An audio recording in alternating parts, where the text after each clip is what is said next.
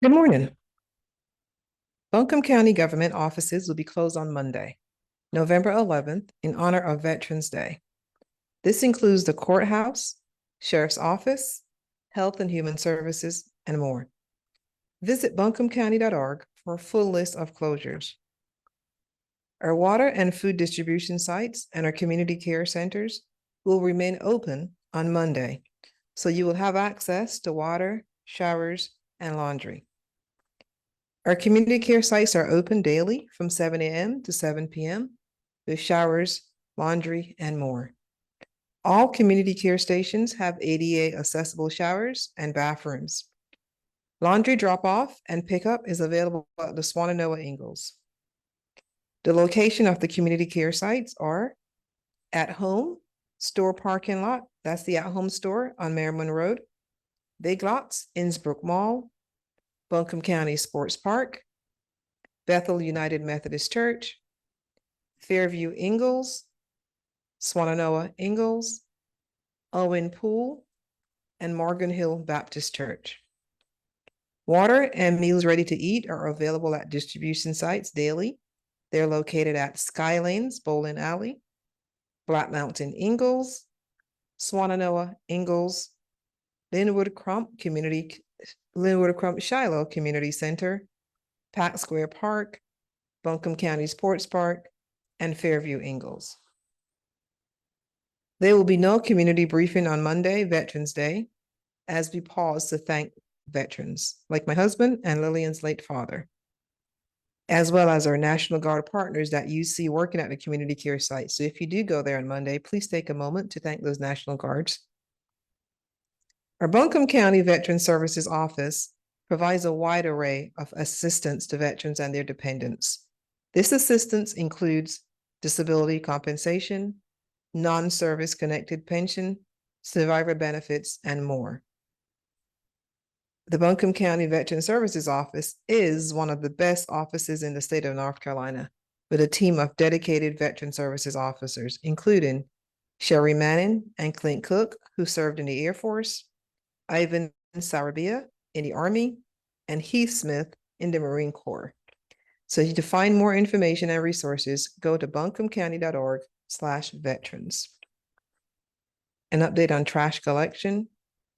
Vase Pro will operate normal routes for household trash and recycling in accessible locations today in Fairview. Today, you can drop off bagged household trash at the Ingalls in Fairview at 225 Charlotte Highway, and on Friday at the North Buncombe Pool at 734 Clark's Chapel Road in Weaverville. Trash drop-off hours are 8:30 a.m. to 3:30 p.m. An update on debris. Understandably, we are getting lots of questions about debris. Our trucks are running 7 days a week, even on holidays like Monday. There's not a schedule to this like you do with your garbage collection. So we can't tell you exactly what day will be in your neighborhood. We will make multiple passes, so you don't have to have it all pulled out to the curb all at once. We will also collect debris on private roads and in waterways, but we have additional steps to take in order to do that. So we're starting with public right-of-ways first. Debris pickup is not leaf collection. Please do not put leaves out for collection in the county. This is only for storm-related debris. So far, we've collected almost over 95,000 cubic yards of debris. This is progress, but we have identified 10 million cubic yards of debris across the county. So it will be a long process. We are actively working to start a Tropical Storm Helene private property debris removal and demolition program. We're working with our federal partners at FEMA, the U.S. Army Corps of Engineers, as well as the state of North Carolina. If your private property has hazardous limbs, trees, or other debris caused by Tropical Storm Helene that are a health and safety concern, and you cannot bring your debris to the right-of-way, your debris may be eligible for removal from your property at no cost to you through this program. This program is designed to assist those who have exhausted their insurance proceeds for debris removal or those who do not have insurance for debris removal. We encourage property owners who are financially constrained and severely impacted to consider this option before taking on additional out-of-pocket expenses for debris removal. The application process will be announced very soon. Please note that debris present on vacant land, debris on unused or unmaintained areas of property or land, or debris on land used primarily for agricultural purposes is likely not eligible for this program. Complete details will be released as they become available. An update on shelters. The American Red Cross is supporting the transition of operations of disaster shelters to Western Carolina Rescue Mission. This happens on Saturday, November 10th, to ensure continuity of care for disaster-impacted people currently in our shelters. As of October 7th, 2024, there are 164 people residing in disaster shelters in Buncombe County, and the American Red Cross and partners are actively working with all shelter residents on identifying next steps to promote stability as people continue to recover from the disaster. The WNC Ag Center shelter will be closing November 10th. And residents will continue shelter and residents will continue shelter need while we able to transition to the Gold's Gym location. Let me say that again. The WNC Ag Center will be closing on November 10th, and residents with continued shelter needs will be able to transition to the Gold's Gym location, where shelter operations provided by Western Carolina Rescue Mission, with support from Sunrise Community for Recovery and Wellness. This will continue through December 31st, 2024. The American Red Cross, Western Carolina Community Ministries, Novant Health, Buncombe County, and the Asheville-Buncombe Continuum of Care and partners have worked collaboratively to ensure this seamless transition for disaster-impacted people and will continue to partner to support long-term recovery for shelter residents. Next week, we'll have the city and county staff here to provide updates about Code Purple sheltering as we head into colder months. An update on FEMA. If you have not done so yet, please apply for assistance at disasterassistance.gov or call the FEMA hotline at 800-621-3362. Again, apply at disasterassistance.gov or call that FEMA helpline at 800-621-3362. You can meet FEMA staff in person at the Disaster Recovery Center located at Cane Creek Pool, 590 Lower Brush Creek Road. That's in Fairview. The hours are 8 a.m. to 7 p.m., Monday through Sunday. The mobile FEMA DRC continues to operate in Buncombe County at the Buncombe County Sports Park. That's in the parking lot, 58 APAC Drive, open from 8 a.m. to 5 p.m. Most of the county, with the exception of Weaverville and those on private wells, is under a boil water advisory. A boil water notice, right, Clay? It's a boil water notice. The guidance provided during these briefings are on the City of Asheville's website or for home use. Regulated establishments or facilities such as restaurants must follow guidance from their regulatory agencies. These regulated establishments can visit buncombecounty.org/EH or call Environmental Health at 828-250-5016 if you have any questions. Next, I'll turn it over to Jamie with Working Wheels, Asheville.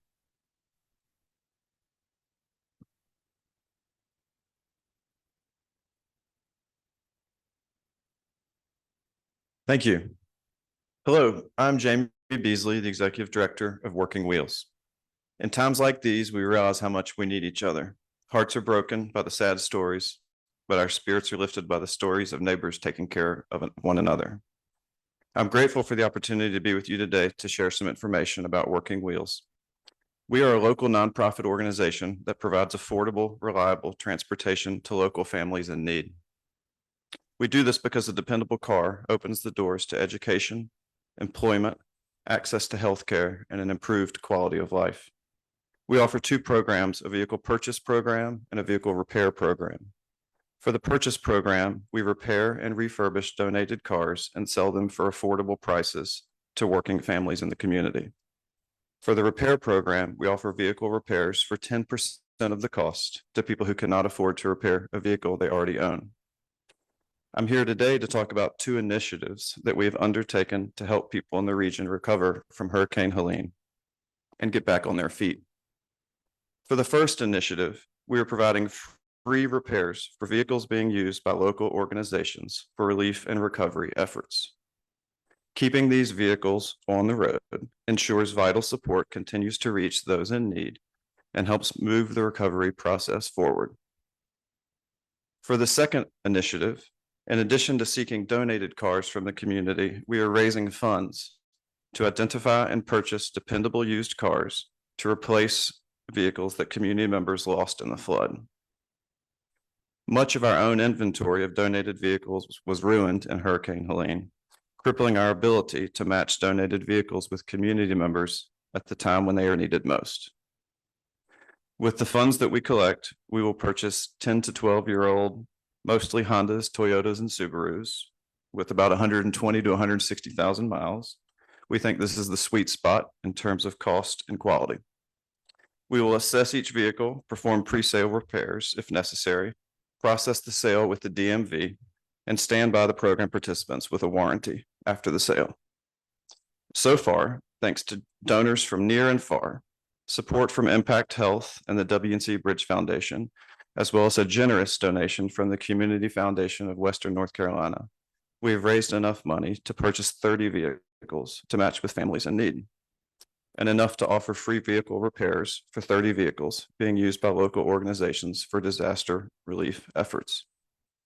If you are hearing this information and want to know more about how to apply for a replacement car or the vehicle repair services, please go to our website and fill out the appropriate form. We will be back in touch with you as soon as we are able. The website is www.workingwheelswnc.org.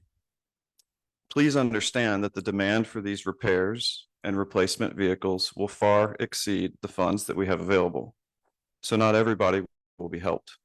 We are forming a committee of community members to help select the individuals that we will be able to serve.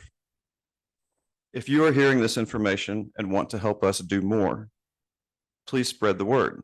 We are seeking donated vehicles, as well as funds to expand both of the initiatives to help more people.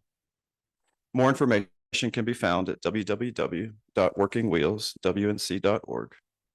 I'm grateful to live in this community with each of you, and I look forward to brighter days ahead. Thank you for this opportunity to share information about Working Wheels.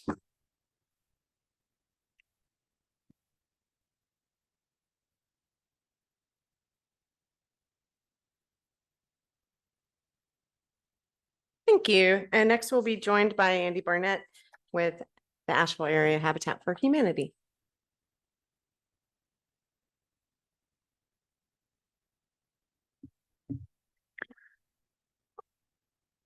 Thank you. Good morning. It's great to hear about all this good work that's going on. Love to hear from Jamie and what he's up to.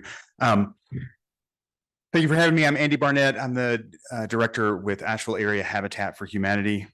I'm happy to share that all of our staff and homeowner families are safe following the storm, and that there was no significant damage in neighborhoods that Habitat has built. It was a huge relief for us to find that, and a real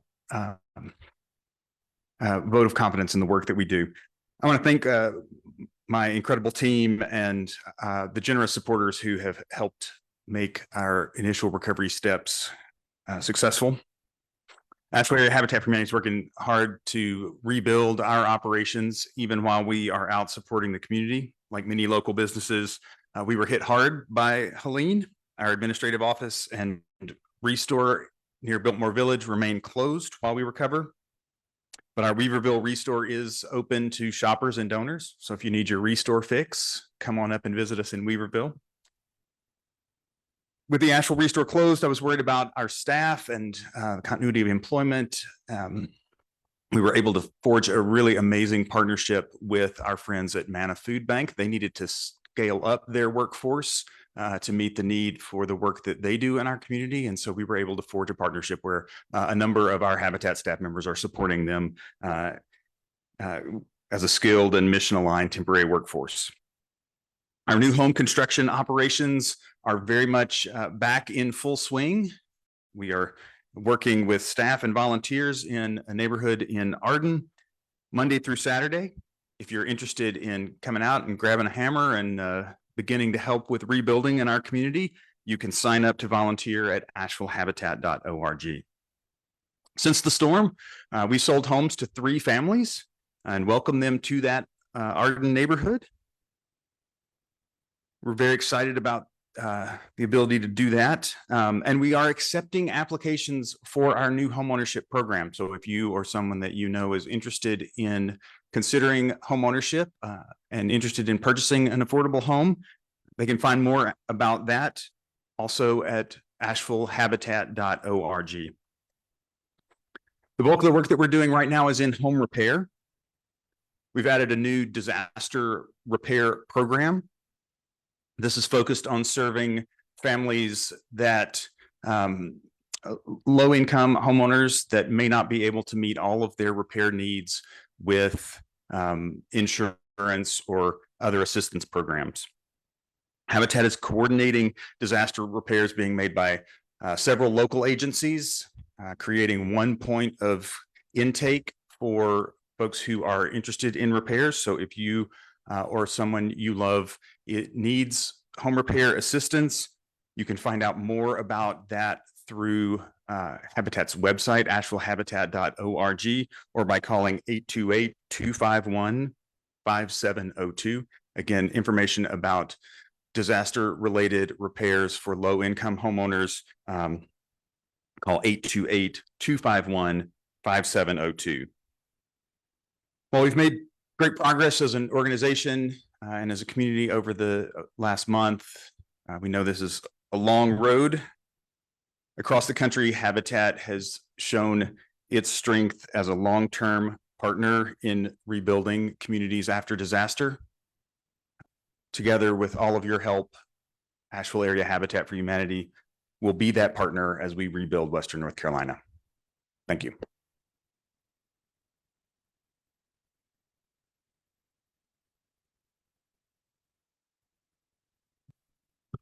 Thank you. And with that, that concludes our presentations for today. So we can turn it over to questions from members of the media who are on a separate Zoom call at the same time. And Catalina will help moderate any of those questions that come into the chat. Yeah, hi, this is Gracie with News 13. Wondering what FEMA is doing to help provide housing and what the biggest challenges are for those 164 people in shelters to get out of the shelter. Avril's going to come up and address responses to your question. Hi, Gracie. FEMA, oh, Lacey's also here as well. So we have some backup if I need some more answers. But FEMA has been working, they have something they call a mass care team. They have been working individually with every single person in the shelter to help address what specific needs they have. So it has not been a one size fit all. It has really been individually working with every single person to help address the needs that they have. The majority of the folks still in our shelters, though, were previously unhoused. And so they don't have a home to go back to, or a home that FEMA can help, or land that FEMA can help them to put a mobile home or travel trailer on that site at the moment. So we're working through how do we address that population in our community. And how many mobile homes has FEMA provided after the storm? Right now, we're siting our first one. We're working through the permitting process, and we have a homeowner who has land that is not in the floodway that we can place that house. So this is the first one that we're working on getting placed this week. I know that FEMA has about 3 more. They told me there's already been manufactured and are on their way here. So hopefully by the end of next week, we will tell you now 4 homes that are now sited in Buncombe County. Thank you. You're welcome. Is that John? Yeah, and I was trying to catch Miss Pender before she took off. There's always birds or dogs in the background when you unmute, John. It's birds today. It is. Yep. Yeah. John. Hey, good morning. I've got a reader asking, it's a very specific question about debris removal. If there is any way for them to know, and I think you just addressed this partly, but street by street where they will be coming, and if any kind of possible dashboard might be set up for that. They were asking for in the city and the county, so I know you're just county, but if you could address that, I'd appreciate it. There's not a street by street, but we have zones that has been laid out, and there are maps that we can show you. What we're working on now is if you can put your address into that zone and see where, if your address is in that zone. But we don't have street by street specifically, but we have broken the county into zones. The city also have zones as well. And we do have a map. I'm looking at Lillian to see if that map is online or not. But we do have a map that we had in our chat in one of these briefings about a week ago now. I want to say several weeks, but it has only been several weeks that we have been in this state. But there is a map. It is broken by zones. And if you look at that zone, you can see what neighborhoods are coming, but we don't have it broken down street by street. They're working the entire zone all at once. Okay, thank you. Welcome. And to follow up on that, John, right now our crews are working in Black Mountain, Barnardsville, Swannanoa, and then the southern part of the county, Julian Shoals area. So that's where our crews are working. But we know the questions that we're getting in our One Buncombe call center, emails that we're getting, the comments on social media. We're working on a very strong communication plan around debris specifically so that we can help address folks' questions. But it's not like regular trash service. We will not say your collection day is Wednesday, have it out on the street by 7 a.m. So we're not at that point, and I don't know that we will be. Is that map available on the Helene page, or do you know where folks could find it? So we had posted it before. We've made some changes to it. So we will work on getting a new map out that shows those areas where we're trying to work, but we will keep you posted on that, and I'll make sure I get it to you, John. Okay, thank you. Hi, Gracie with News 13 again. This actually is for Jamie with Working Wheels. Yeah, here he comes.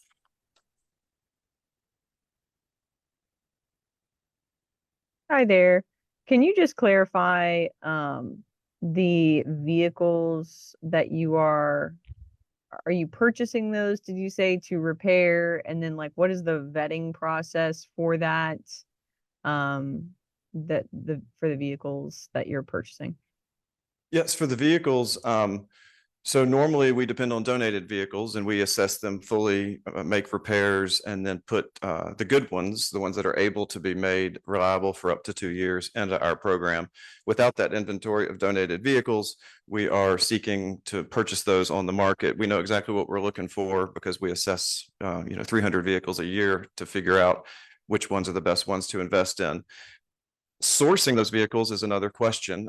We are looking for dealers that are feeling like they want to make a partnership. We want to buy the vehicles, but we would love to buy them at good prices, since we want to buy in volume.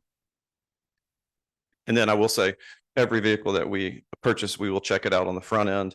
If anything isn't right, we'll either take it back, fix it before we place it with the family, and then we'll stand by the vehicle with a warranty after we do that. Thank you.